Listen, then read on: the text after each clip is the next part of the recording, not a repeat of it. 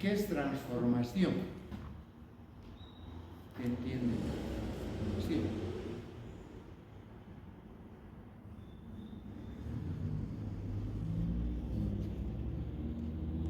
Ustedes han debido jugar con los Transformers, ¿no? ¿O no? Sí. ¿Y qué hacían? Cambiaban. Transformaban, cambiaban. Entonces, cuando hablamos de biotransformación, todos los medicamentos y alimentos dentro del organismo cambian, ¿no? Sobre todo los medicamentos. Entonces, a eso conocemos como biotransformación, ¿no? El cambio que sufren estos medicamentos, porque una vez que se combinan con las proteínas, van al receptor, producen el efecto farmacológico y después esto cambia, o sea, se destroza, se metaboliza, ¿no? Entonces, eso se conoce como biotransformación. Mediante la biotransformación pueden sufrir los fármacos inactivación 1, que ya no sirven y además ese efecto, o algunos fármacos pueden producirse por biotransformación la activación. O sea, se da un medicamento, se transforma y ese metabolito transformado recién actúa como fármaco, ¿no? Entonces, en ese caso podemos decir que nosotros estamos administrando profármaco, que dentro del organismo se va a transformar, va a cambiar, ¿no? Ahora, ¿cuáles son los órganos de biotransformación? Hemos hablado de eso antes. ¿Cuál es el órgano principal de biotransformación? ¿El hígado? Es el hígado, ¿no? En el hígado se biotransforma la mayor parte, porque tenemos en el hígado la mayor parte de las enzimas que biotransforman todo. Tenemos oxidasas, reductasas, transferasas, ¿no? Hidrolasas, en fin, todas las enzimas que van a transformar las drogas en el organismo.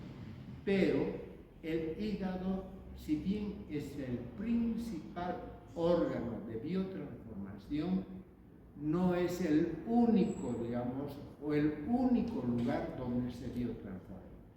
Pueden cambiar en el intestino, en el pulmón, en la sangre, en el riñón, etc. En cualquier parte del organismo también podemos encontrar. Pero decimos que el hígado es el principal órgano de biotransformación, como es el riñón el principal órgano de excreción. ¿De acuerdo? Bien. Entonces, dentro de estos procesos de biotransformación, vamos a hablar primero de la oxidación, ¿no? Tenemos acá dos fases, fase anabólica y catabólica. Anabólica es cuando en esta biotransformación se forma un compuesto que va a tener acción farmacológica, ¿no? O ya no va a tener acción farmacológica. Por ejemplo, si tenemos un fármaco y decimos glucorona con conjugación, se une con el ácido glucurónico, es una fase de síntesis, pero que se inactiva al fármaco, se inactiva, ya no sirve, ¿no? Y la catabólica, la que se destruye totalmente, fase 2, fase 1 catabólica, que se destroza, y la fase 1 de síntesis, de unión, se sintetiza, ¿de acuerdo? Entonces, en esa forma se biotransforma. Dentro de estos procesos de biotransformación tenemos la oxidación, ¿no?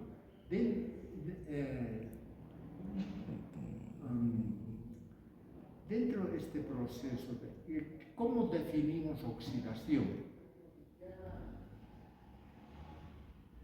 ¿Cómo vemos un elemento y se oxida? Vemos una chapa, una puerta de fierro, si no se le pone una pintura protectora, ¿qué pasa? Se oxida, ¿no? Entonces, la oxidación es la ganancia de oxígeno, muchas veces forma otro compuesto, óxido de fierro, ¿no? Primero fierro, después el más oxígeno, Fe, oxígeno 2, ¿no? Óxido de fierro, porque ha ganado oxígeno. Pero en otros casos existen múltiples tipos de oxidación, y cuando existe oxidación muchas veces existe desprendimiento de energía. Se desprende la energía. ¿Cómo se desprende la energía?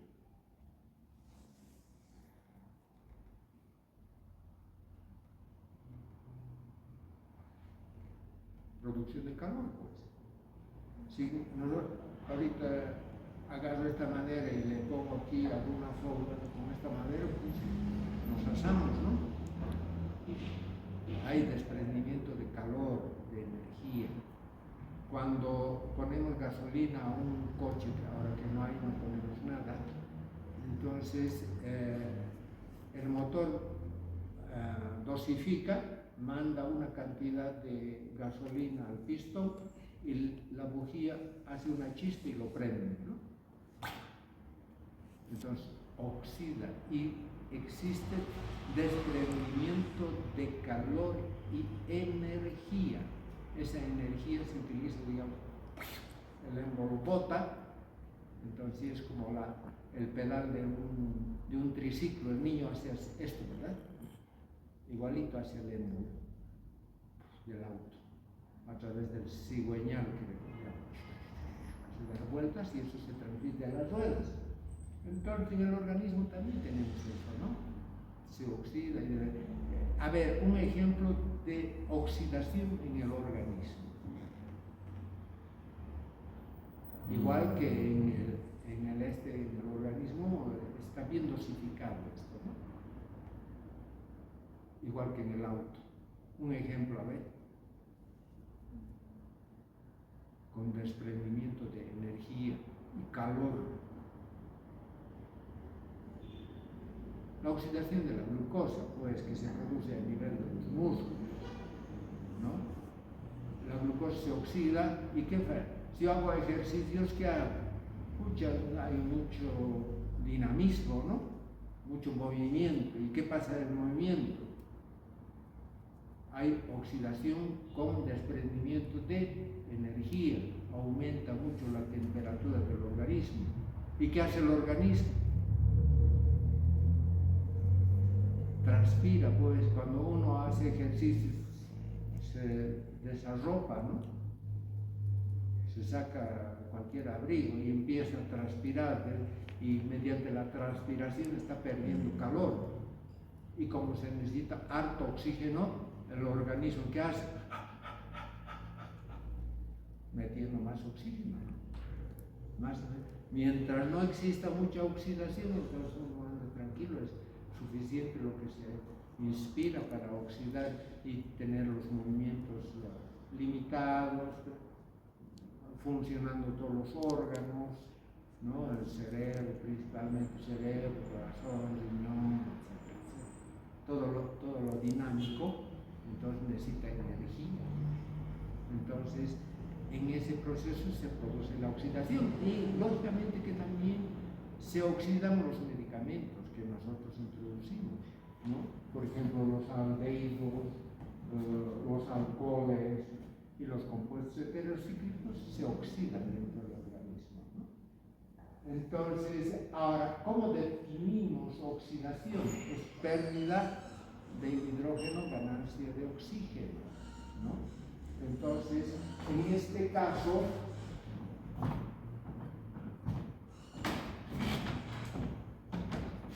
en esta figura tenemos acá un elemento que está reduciéndose, o sea, está perdiendo oxígeno y este está ganando.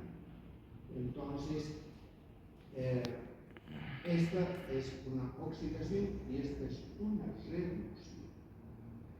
Aquí tenemos, por ejemplo, este compuesto sulfídrico, solamente hasta acá, más oxígeno forma un sulfóxido, SO2, porque se ha oxidado.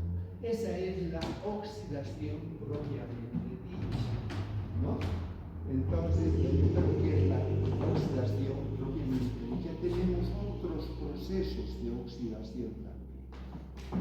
Es importante decir, digamos, que es la oxidación y entiendan qué es una oxidación. Acá tenemos hidroxilación. ¿Qué será la hidroxilación? Que generalmente se va a producir también para alcoholes, aldehídos, ésteres y amidas. Estos compuestos van a sufrir hidroxilación. Aquí tenemos un ejemplo, un fenol, ¿no? Con oxígeno tendría que ser acá, y a este oxígeno se une el hidrógeno. Entonces sería hidroxifenil. Esto sería un hidroxifenil. Desalquilación. ¿Qué significará desalquilación?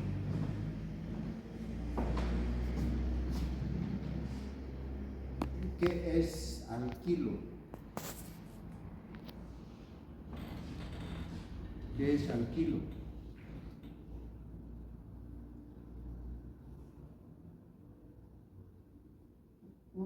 Una cadena lateral, pues. Una cadena lateral alquílica, ¿no? Entonces, en la desalquilación pierde. Aquí, en este caso, está perdiendo este metilo, ¿no? Entonces, transformándose en solamente oxidrilo, ¿no? A ver, vamos a ver. Metoxifenil sería esto, ¿no? Esta metoxifenil, acá tenemos esta fenoximetil, fenoxi porque tiene oxígeno, metil. Entonces pierde la cadena lateral, esto pierde, y al perder se transforma en hidroxifenil. ¿De acuerdo? ¿Está claro? Está claro, ¿no? Bien. Desalquilación. Desaminación, ¿qué significará des? Que se pierde, ¿no? O no tiene. Entonces, acá desaminación, ¿qué significará? Que pierde grupos nitrogenados, núcleos o aminas, pierde aminas. ¿Está claro? Entonces, en este caso, por ejemplo, tenemos, a ver, vamos a ver.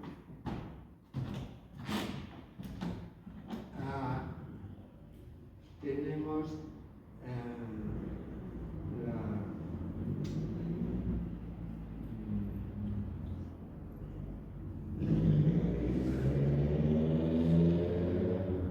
aminopropil.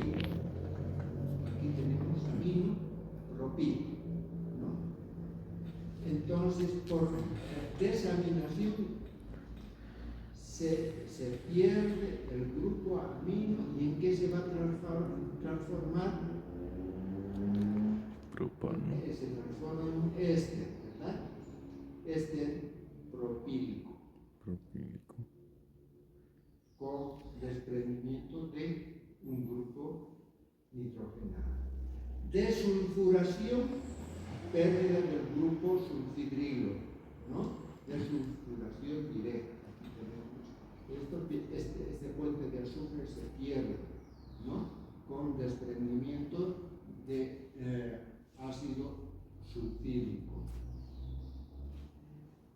Y epoxidación es la pérdida de un doble enlace con ganancia de oxígeno. Aquí tenemos un doble enlace, se pierde el doble enlace y en uno de los enlaces se pone un oxígeno y el oxígeno tiene valencia 2, ¿no? Y no pierde el carbono que tiene que tener 4 valencias, ¿no? Aquí tiene 1, 2, 3, 4. Aquí ya no tiene hidrógeno. O tiene hidrógeno. 1, 2, 3, 4. 1, 2, 3, 4. El oxígeno tiene 2, 1, 2.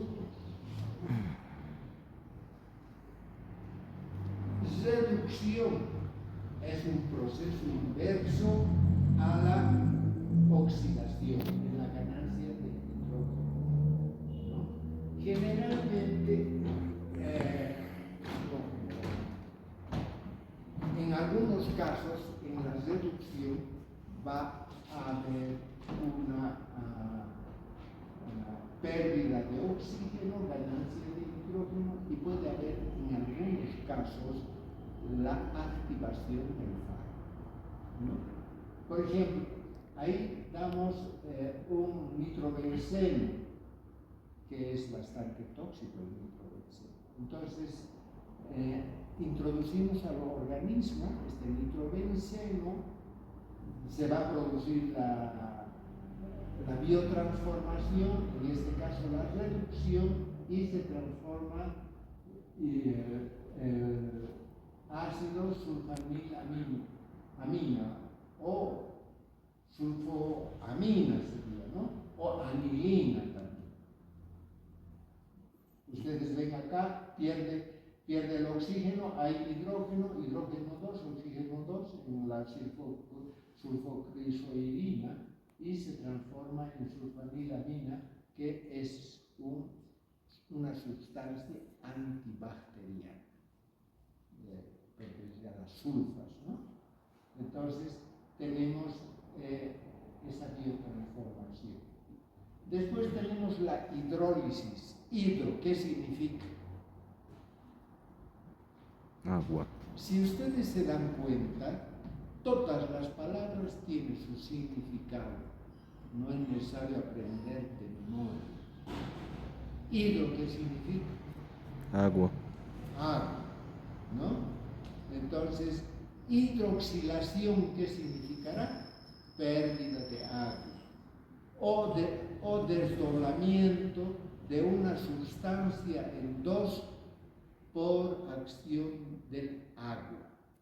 Se hidroliza, ¿no? Aquí también tenemos la procaína, por ejemplo, ¿no? Esta es la procaína que en el plasma se hidroliza y se transforma en la dietilamino. Acá tenemos la procaína.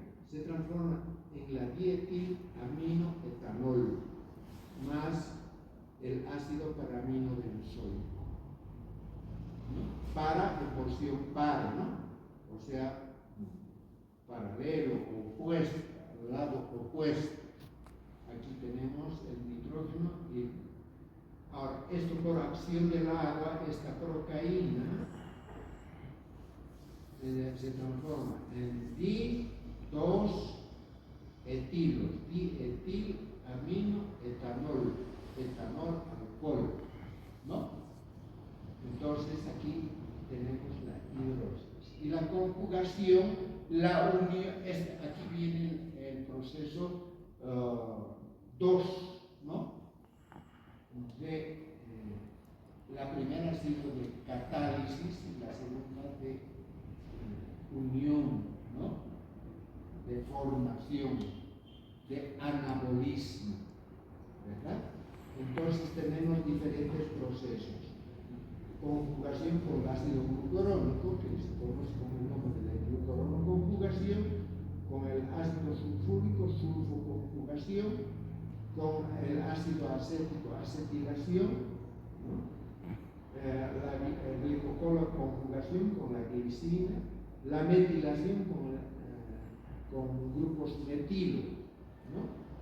Entonces tenemos estas, a ver cuánto, 1, 2, 3, 4, 5, formas de biotransformación que corresponden a la conjugación. Entonces, la glucuronoconjugación generalmente va a producir alcohol, orgánicos y ácidos aromáticos. Esta es la fórmula que corresponde al ácido glucurónico. ¿De acuerdo?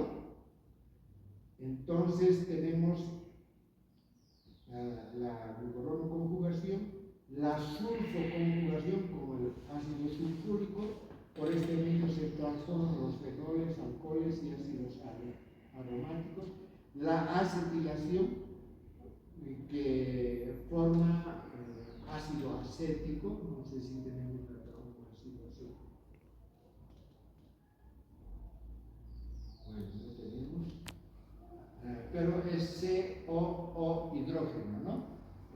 Parte de una cadena lateral y también se llama carboxilo, ¿no? La acetilación. La conjugación con la glicina o glicocola conjugación. La metilación, generalmente para aminas heterocíclicas y ácidos aromáticos. Tenemos diferentes enzimas acá, ¿no? La metiltransferasa, la N-transferasa, la S-transferasa, que generalmente es para los uracilos, la C-transferasa. Esto se produce generalmente en unos microsomas hepáticos en la mitocondrias, en el retículo endotelial, vaso y pulmón. Este proceso de metilación. Vamos a hablar mucho, sobre todo, digamos, cuando estemos hablando de adrenalina, cómo se metila a través de la catecol o metiltransferasa, que es la enzima que va a metabolizar la adrenalina. ¿De acuerdo? Ahora, factores que influyen la biotransformación. A1, los fármacos.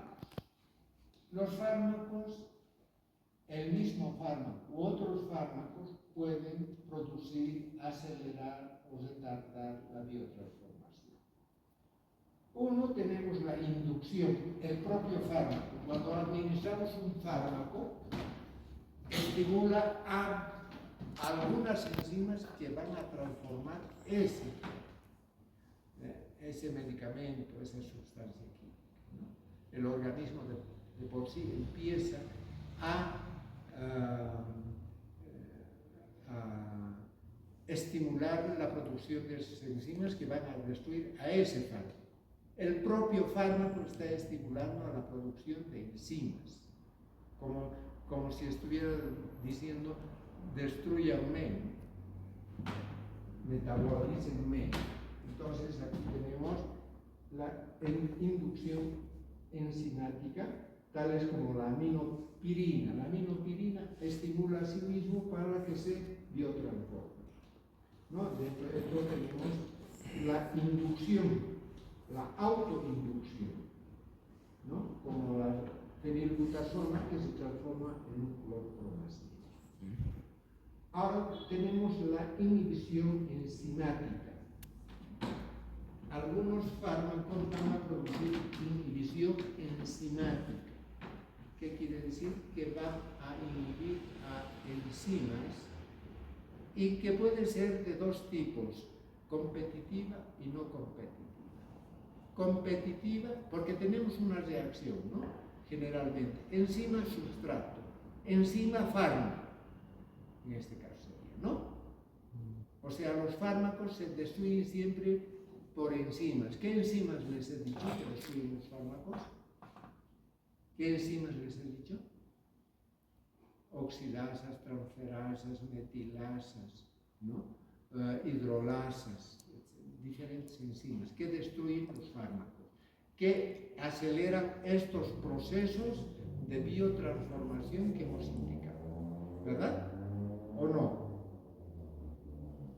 ¿Sí o no? Entonces, se comporta, digamos, estos fármacos como sustrato y estas enzimas van a destruir al fármaco, ¿no?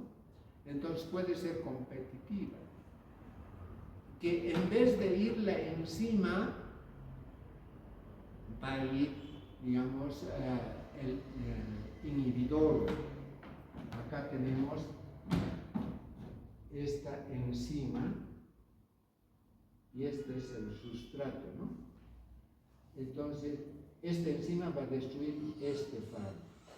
Pero en vez de que esté aquí este fármaco, va este inhibidor, va ahí y deja al fármaco tranquilo, sin que se metabolice. Entonces, esta inhibición enzimática es competitiva porque este y este están compitiendo por este. ¿De acuerdo? Esto ya hemos explicado en algún otro capítulo, no me acuerdo de este. Ahora, aquí tenemos, puede ser una inhibición no competitiva, no compite con nada, o sea, forma un compuesto nuevo, enzima, sustrato, inhibidor. ¿Está claro? Sí. En este caso, digamos, se inhibe la biotransformación del fármaco sin que exista modificación alguna, sino se forma un conglomerado, de tal manera que de esa forma se interfiere el metabolismo, ¿no? Puede ser reversible o irreversible. Generalmente, cuando una enzima actúa sobre un sustrato, es reversible. Cuando un fármaco actúa en el receptor, es reversible. Cuando es irreversible, ya actúa como ¿qué? Como veneno. Veneno tóxico. Ya. Puede ser competitiva y no competitiva. Lo que les he explicado. Ahora, ¿cómo influye en la biotransformación la edad?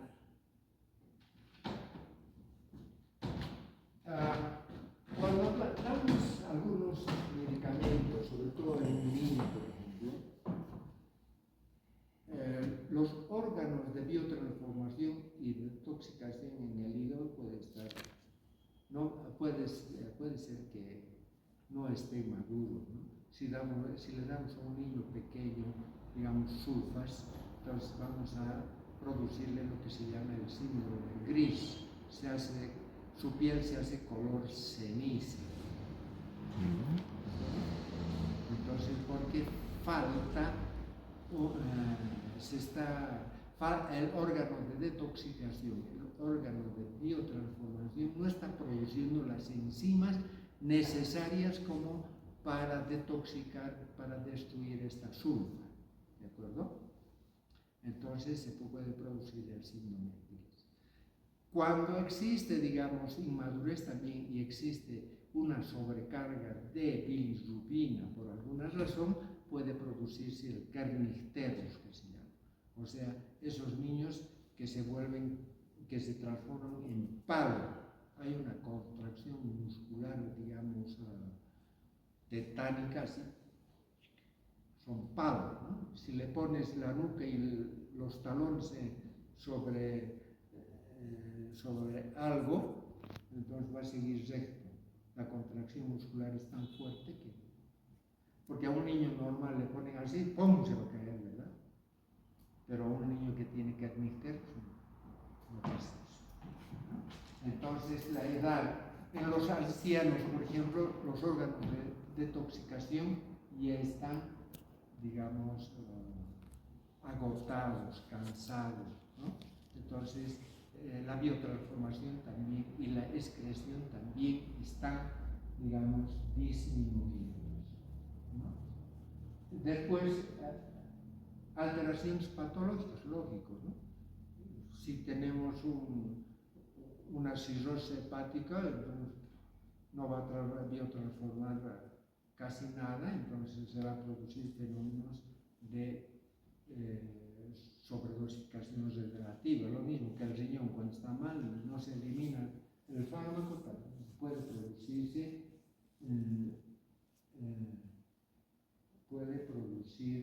digamos, una sobredosificación relativa. No se elimina, se acumula, hemos dicho, ¿no?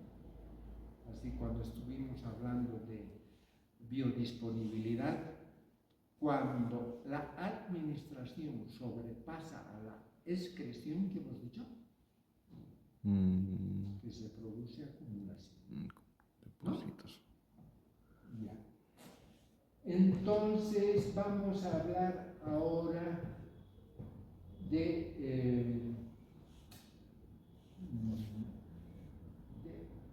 excreción de los fármacos, ¿no? ¿Qué es la excreción? ¿Cómo podrían definir excreción de los fármacos?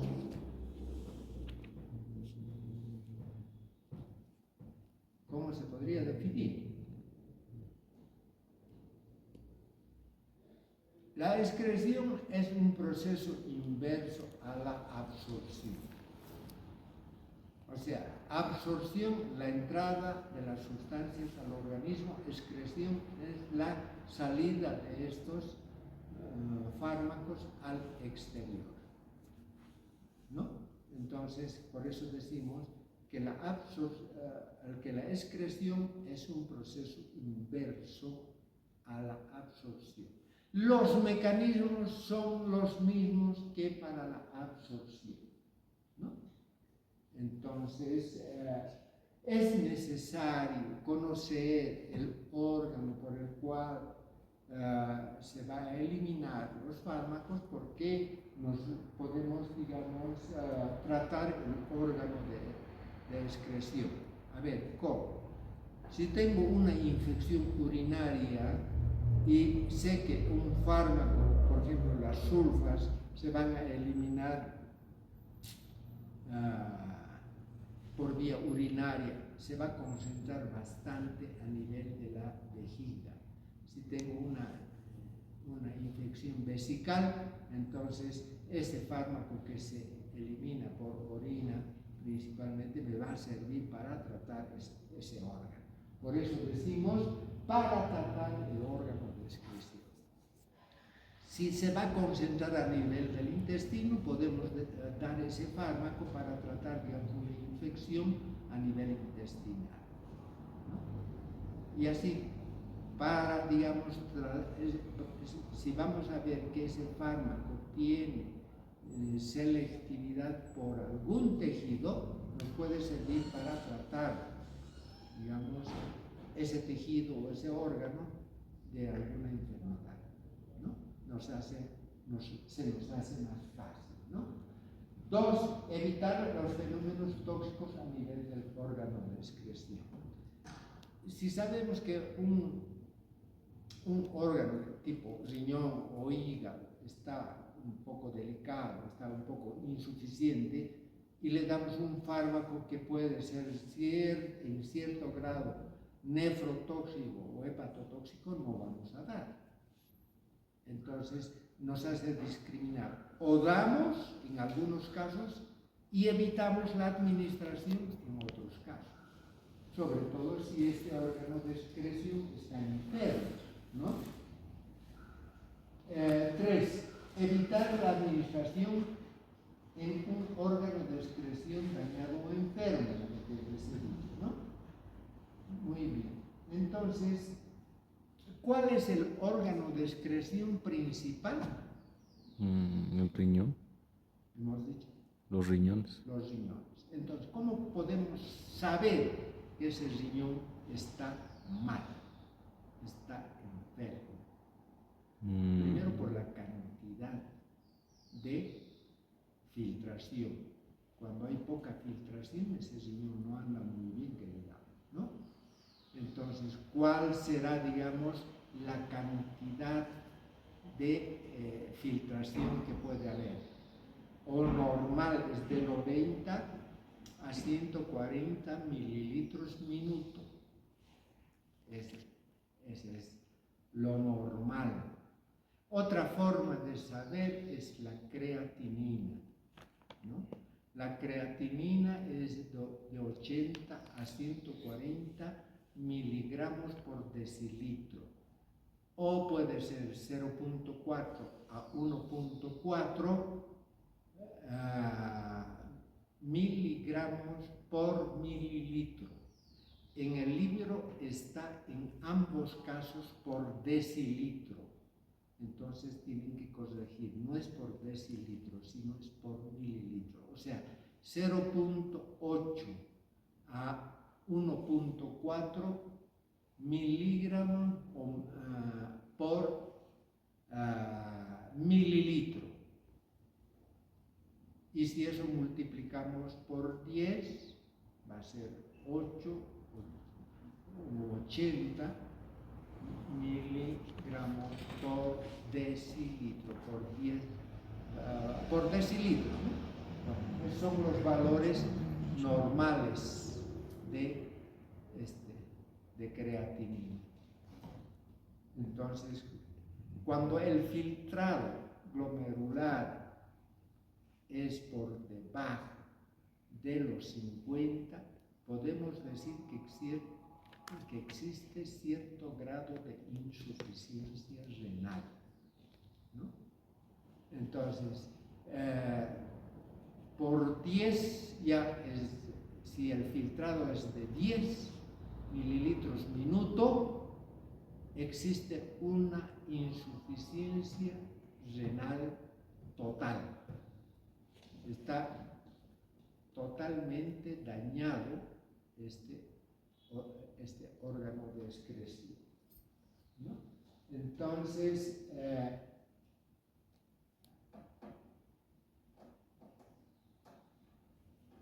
la creatinina, filtración glomerular. Ahora, ¿qué es senescencia? Senescencia. Anótense esto. Sene significa de senil, ¿no? Viene de senil, que significa envejecimiento del órgano. Cuando existe envejecimiento del órgano, entonces este mecanismo de excreción también disminuye mucho.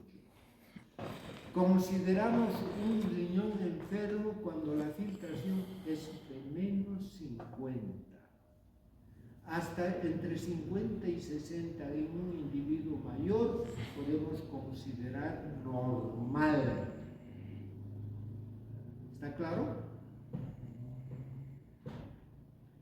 Entonces, de por sí, digamos, la eficiencia del organismo va disminuyendo conforme va pasando la edad. ¿De acuerdo? Muy bien. Vamos a quedar aquí. ¿Qué hora es? 8:45. Todavía. Mecanismos. Ahora, hemos dicho que ¿cuál es el principal órgano de excreción? El riñón, ¿no? En el riñón se va a producir la filtración, pero en primer lugar. Tenemos tres mecanismos, ¿no?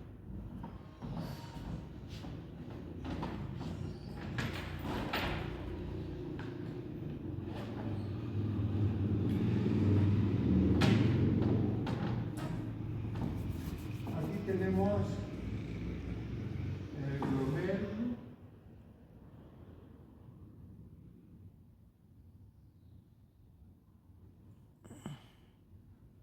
vaso aferente y vaso eferente. Estos son los vasos capilares, ¿no? Aquí tenemos el túbulo proximal y aquí tenemos el túbulo distal, ¿no? Así lo hacemos. Entonces, estos capilares y este epitelio actúa como filtro, como cuando ponemos un filtro un papel filtro al café antes de destilar, ¿verdad?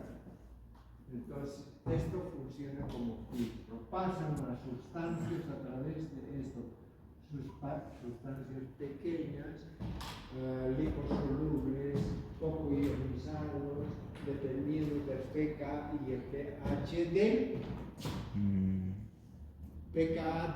fármaco, pH del medio. En este caso, ¿cuál sería el medio?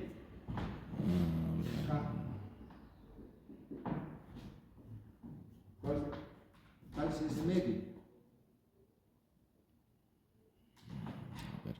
La orina, pues, es la orina.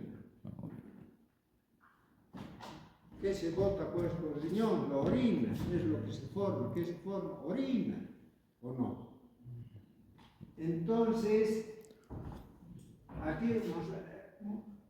la mayor parte de los medicamentos que administramos se va a excretar por riñón, ya sea en forma libre o metabolizada. ¿Qué significa esto? ¿Qué les estoy diciendo? ¿En forma libre o metabolizada? ¿Qué les estoy diciendo? Compitas.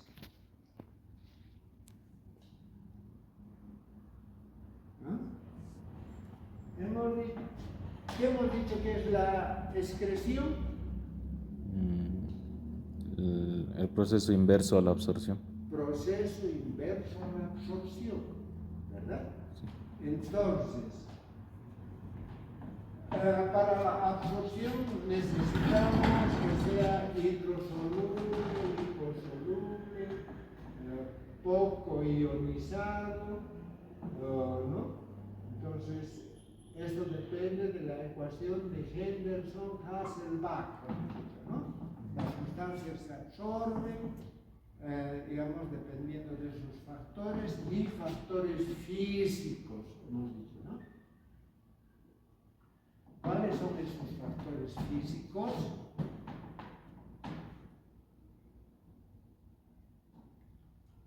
Principalmente el transporte pasivo. ¿Cómo pasa una sustancia de un lugar a otro?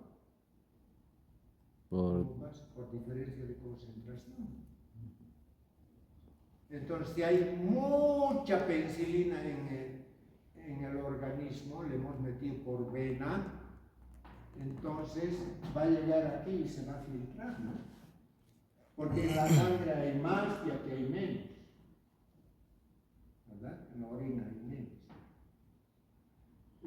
Entonces, acá se quedan los glóbulos rojos, ¿verdad? Los glóbulos rojos, ¿por qué se quedan ahí? Porque son macromoléculas, ¿verdad? Entonces, cuando los glóbulos rojos pasan aquí y hay presencia de sangre en la orina, ¿qué significará?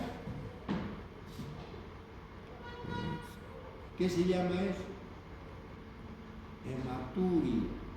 Cuando hacen el análisis de orina y encuentran hematíes en la orina, pucha, qué grave, ¿no? Gravísimo, ese niño está jodido, ¿verdad? Entonces, ¿por qué? Porque está dejando pasar, pues, los glóbulos rojos. ¿Y eso se conoce con el nombre de qué? Hematuria. Hematuria. Hema, sangre, turia, orina, ¿no? Entonces, acá pasan los medicamentos. Ahora, ¿cómo interviene el pH? Si el pH, digamos, es ácido o muy base, entonces no se va a reabsorber, porque aquí se filtra, pasan sustancias pequeñas. Otras sustancias pueden pasar por transporte activo, con gasto de energía, ¿de acuerdo? Otras sustancias pasan aquí. Ahora, por aquí va la orina va aquí, y si acá, digamos, se ha excretado bastante, aquí hay más del medicamento, a nivel del túbulo distal esto se va a reabsorber, va a pasar nuevamente al vaso sanguíneo. Eso se conoce como filtración. O sea, tenemos tres mecanismos. Uno, filtración. Dos, excreción. Tres, reabsorción. Entonces, filtración, excreción, que puede ser, digamos, que de acá pase ahí, de los vasos sanguíneos, que sin ir al glomérulo puede pasar, ¿no? Porque hay mucha cantidad acá, puede excretarse por acá, o puede reabsorberse acá. Entonces son los tres mecanismos por los cuales pasan las sustancias a la orina: filtración, excreción, reabsorción. ¿Está claro?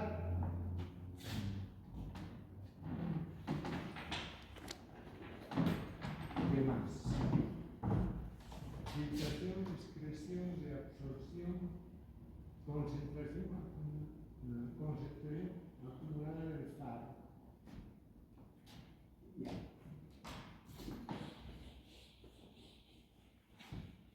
Cuando en la insuficiencia renal puede ser que pasen diferentes macromoléculas o proteínas, por eso también se mide la proteinuria, la hematuria, cuando se hace análisis de orina para ver el grado de funcionamiento del riñón. Entonces el médico siempre les va a pedir exámenes de orina para ver la cantidad de orina que se excreta. Le dice: usted va a orinar 24 horas en una botella de 2 litros o más, 2 litros de Coca-Cola, de cualquier, o 3 litros, dependiendo. Entonces usted orina ahí a partir de las 6 de la mañana, todo el día hasta las 6 de la mañana del día siguiente. Eso para ver la cantidad de orina que está filtrando, si está normal o no está normal. Si está normal, ¿cuánto hemos dicho? ¿Cuánto hemos dicho? De 90 a 140, casi, ¿no? Mililitros por minuto. Entonces, cuando hay insuficiencia, ya a partir de los 90 normal, 80, 70 y 60, digamos, hay una insuficiencia, digamos, básica, ¿no? O sea, en algunos, cuando hay lo que se llama la senescencia,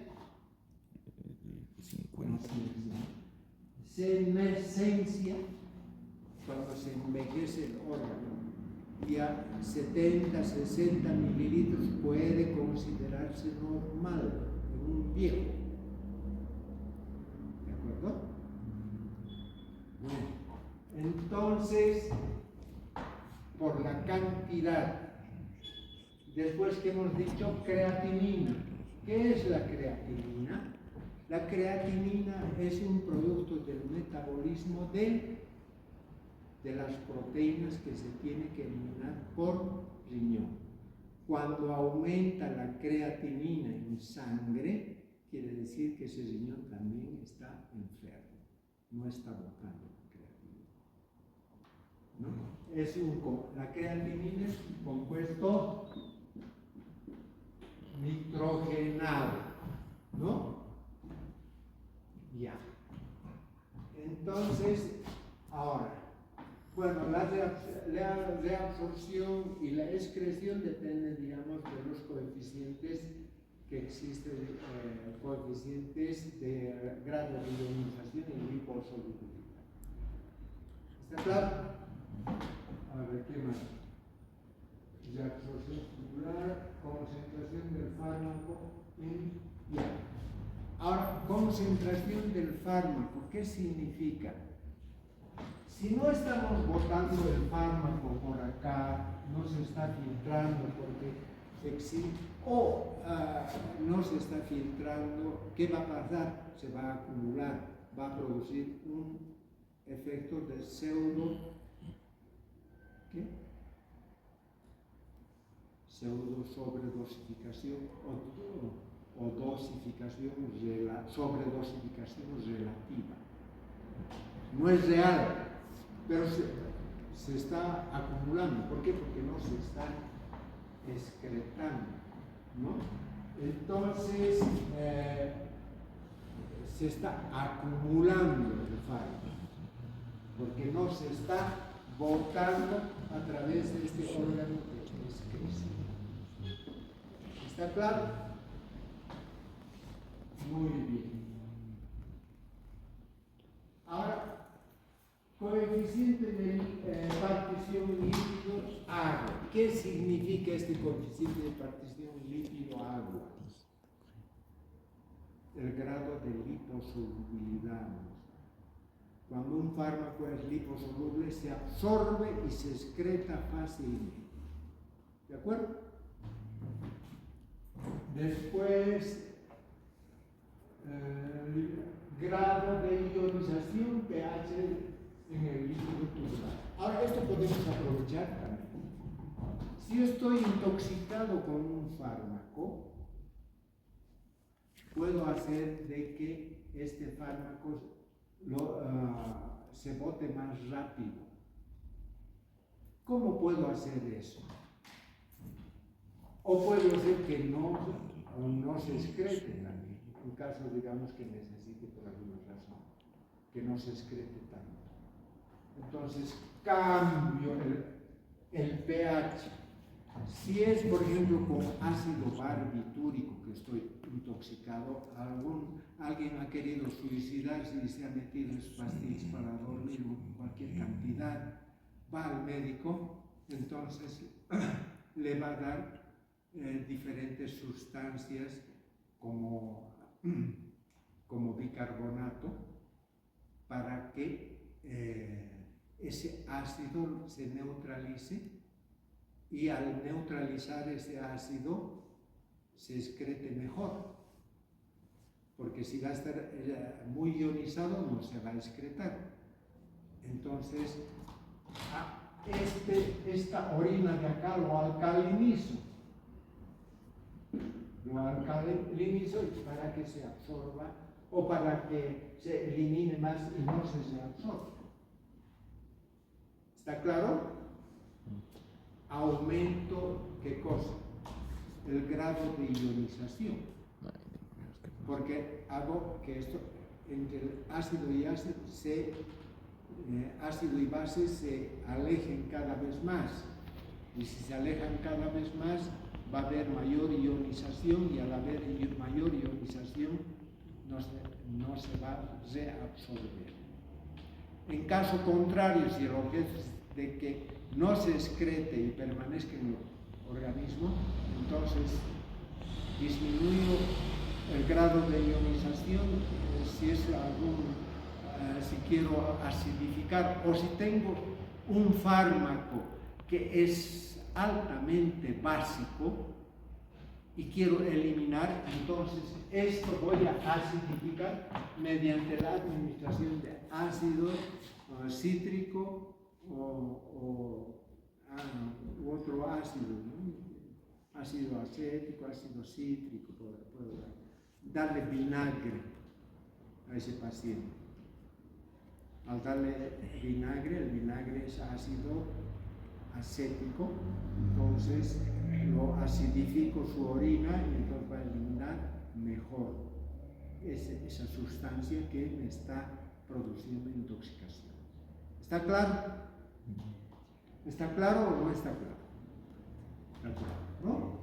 Entonces aquí tenemos alcalinización y acidificación dependiendo qué es lo que quiera.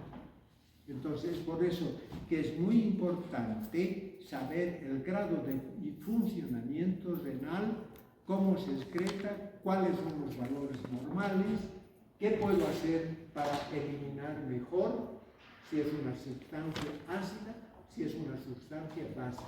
Les estoy dando en este momento preguntas de examen. ¿De acuerdo? Siempre he preguntado eso, ¿no? A ver, otra cosa. Índice de filtración. Bueno, esto vamos a dejarlo ya para la próxima clase. ¿Qué hora es? Ya son las 9:02. ¿9:02? Sí. Estaríamos pasando.